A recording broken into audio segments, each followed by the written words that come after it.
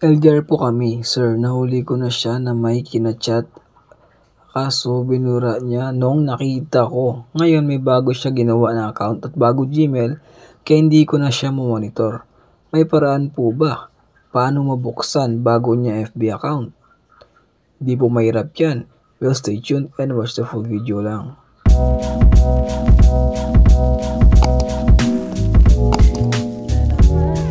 Okay, so lang mga lods, welcome back again sa ating channel. No, for today, I'm gonna help you or I'm gonna teach you kung paano nga ba malaman kahit di mo na kailangan buksan yung account niya or hindi mo na kailangan buksan yung Facebook account niya.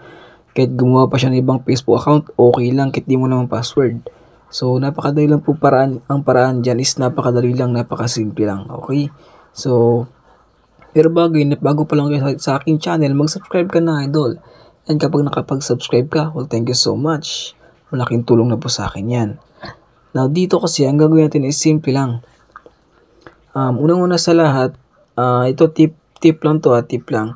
Siyempre, pag gagawa ng bagong account yan, ini-screenshot niya yan, okay? And then, siyempre pag screenshot, makatik sa gallery niyan. Ngayon, check mo sa gallery niya kung nandun, okay? Ngayon, kung wala dun, punta ka sa trash, malay mo nandoon. Kasi di ba, dinidelete yan. So, or, kung wala naman sa gallery niya, pwede mo namang tingnan sa notes mismo, like yung mga ganito. So, ikaw na lang bahala, explore mo na yung phone niya. I can assure you naman na nakasave yan dyan yung password niya, or maliban na lang kung memorize niya talaga, di ba? So, ganun. Hindi naman siya mahirap, napakadali lang, okay? So, try mo lang yun. Pero, if ever na wala talaga, or wala talaga, di talaga naka-screenshot, o di talaga nakasave ang kanyang account, hayaan mo na, huwag mo nang buksan, okay? Ito na lang ang gawin mo sa phone niya. Napakasimple lang and mabilis lang gawin. Okay, so ganito lang.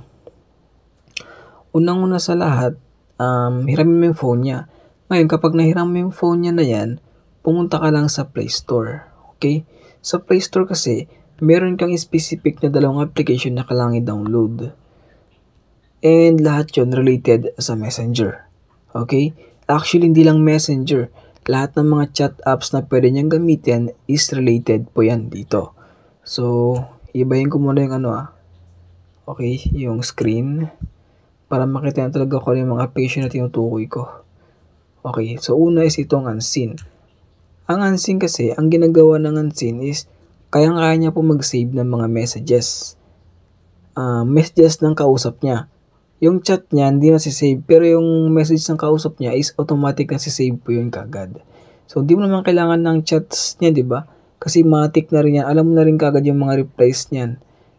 Siyempre, common sense na lang yan. Okay? So, yun. Ito. Kayang-kaya niya mag-save ng mga messages sa Messenger, sa lahat. Basta, sa Telegram, sa Instagram, WhatsApp, lahat ng mga chat apps, kayang-kaya niya po i-save yung mga messages dito. Automatic save, kumbaga. Okay? Ngayon, saan mo download yan? So, pumunta ka lang syempre sa Play Store. Ayan, sa Play Store, type simple, Unseen lang. Parang ganito. Unseen, tapos, yan, search mo lang ganyan. Ngayon, kapag walang lumabas sa Unseen na yan, try mo Unseen Messenger. Ito, Unseen Messenger, ayan. So, ito siya. Click mo lang yan. So, pakita ko muna sa inyo yung logo, no? So, ito pa ang logo niyan. Ayan. Diba? Matic yan. Install nyo agad. Di naman ito malaki. And, meron siyang 10 million downloads. So, ganoon siya ka-legit. Okay? Meron siya 4.5 ratings out of 5. So, napaka-effective niya. Ngayon, paano mo ito siya gamitin? Okay? So, paano mag-setup ito? Assuming hawak natin phone ni partner or phone ni jowa. So, ngayon, open natin ito. Sa phone niya, hindi sa phone mo. Kapag mag-setup ka nito. Okay? Kasi para lang malinaw. Kasi syempre, yung iba dyan, may sa phone nila, in-install sa phone nila. So, useless lang rin. Hindi gagana, pero kung makikita mo doon, yung mismo mga chats mo lang, hindi yung mga chats niya. Okay? So, ganito mag-setup. Next mo lang kapag kaganyan. Okay, so next mo ulit. Basta, next mo lang. So, basic lang to actually. So, ito, pili ka dito ng gusto mong application na pwede niyang record. So, kung ako sa'yo, lahatin mo na yan. Okay? Kasi dito, automatic na kasing Instagram, WhatsApp, pati Messenger, matik naka-check na yan. Pero kung ako sa'yo, i-check mo para sure ka talaga. Next na natin, authorize mo na to. Okay, so ito siya, Unseen. And then, open mo lang yan. Allow mo lang naman yan. Tapos back ka doon. And ayun, you're good to go na. So, oo nga pala, may mga konting ads na lumalabas dito kasi nga po, hindi tayo naka-freemium. Pero kung mapera ka naman, pwede mong i-freemium to, okay? So, allow mo lang yan, don't show again, tas okay mo. Ayan, matik na yan, pag back mo lang.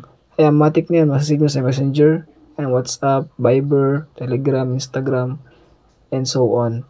Automatic save na agad yan, okay? So, yun, ito ilagay mo sa phone nyo to para kung sino mang kausap niya na iba, at least, di ba, malalaman mo. Kahit sabihin natin gumawa siya ng bagong account niya or di mo alam ang password niya or di mo alam ang Facebook niya, at least ito, kayang-kaya niya isave yung mga messages nila. Okay?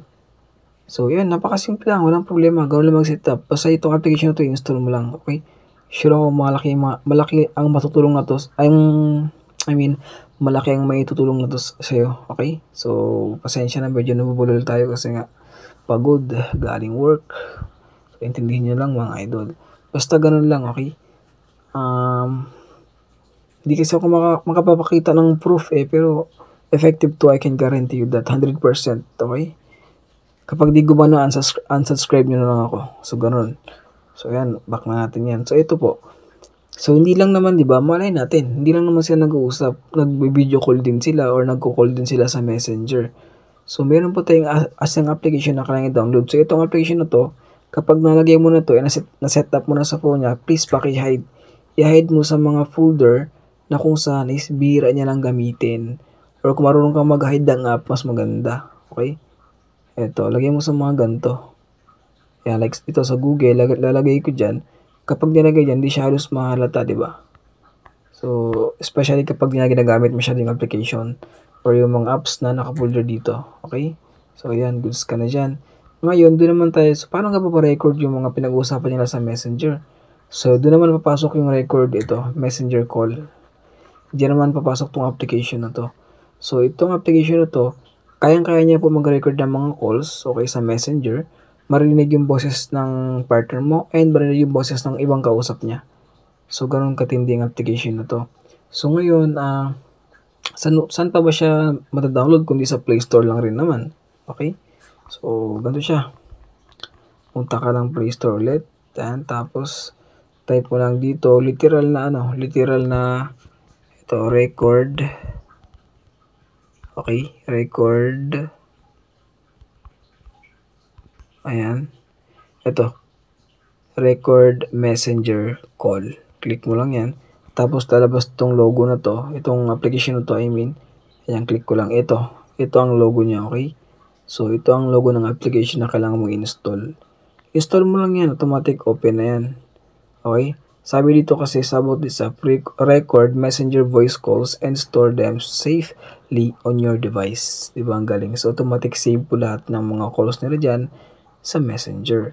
So, meron na po siyang, tawag dito, 500k download. So, bagong-bago application na to. Kung kung di mo lang nakakalam, swerte nyo dahil nakita ko to kagad, ay na-discover ko to kagad. Okay, malaking tulong sa inyo to. Especially kapag di mo alam yung password niya or di mo alam yung account niya na nakikipag-usap na pala siya sa iba, di ba? So, automatic yan, idol. So, ngayon, assuming na-install yun na to, remember again sa phone po ito ni partner install, hindi po sa phone mo, okay? So, ayan, open na natin yan. So, ganito mag-setup yan. Hindi naman siya mahirap. Napaka-basic lang. Call recorder messenger. So, ito, record messenger calls. Next mo lang dito. And, kiti mo na basahin yan. Next. Accept. And, grant natin information yan, okay? Lahat dapat yan naka-grant. Allow mo lang, okay? And, enable service natin. Punta ka sa downloaded apps. Punta ka sa record messenger calls. And then, allow mo yan. Okay? Shortcut, kahit hindi na yan. Alright, enable mo na. And then, punta ka ulit dito. Then, paki-allow yan. Allow. Okay? So, ayan. So, ayan. Pagka ganyan, you're good to go na. So, skip mo na lang yan. So, ayun. Automatic na dito makikita mo lahat ng mga recorded calls nila sa Messenger. Okay? So, sabi dito, no call records. Kasi wala pa nga, diba? So, start making a call to record it. Use speakerphone during the call to improve audio quality. So, meaning, kahit di naka-speaker yan, okay lang, nasisave pa rin niya. Okay? So, yung nga lang, not every phones can support this. Pero mali mo naman, kaya support ng phone mo to. So, ganun lang. Ayun, kapag nalagay mo na to, install mo na, set up na maayos yung application na to, again, tago mo siya ulit dun. Okay? So, kung marunong kang mag-hide ng app, mas maganda. So, hide mo na lang para mas maganda. Ilagay mo password. Right. Ayan. Lagyan mo siya dyan, okay? Para hindi ka malata. Ayan. So, magkatabi sila ng unseen, pati ng record messenger. So, yun, ganoon na naman kadali yun. Ngayon, pag na-set up na, balik mo na sa partner mo yung phone, and then, observe mo after 1 week or 2 months or 1 month, check mo, and then kapag nakita mo may kakaiba, doon mo na siya kumprontahin. Ikaw na bahala dyan, okay? Pero sana naman wala para magkaroon ka ng peace of mind. Alright, so yun lang mga idol. If you like the video, please leave a like. Di na magtatagal pa mga idol, no? Till next time, peace out. Keep safe everyone. Bye. See you in my next video.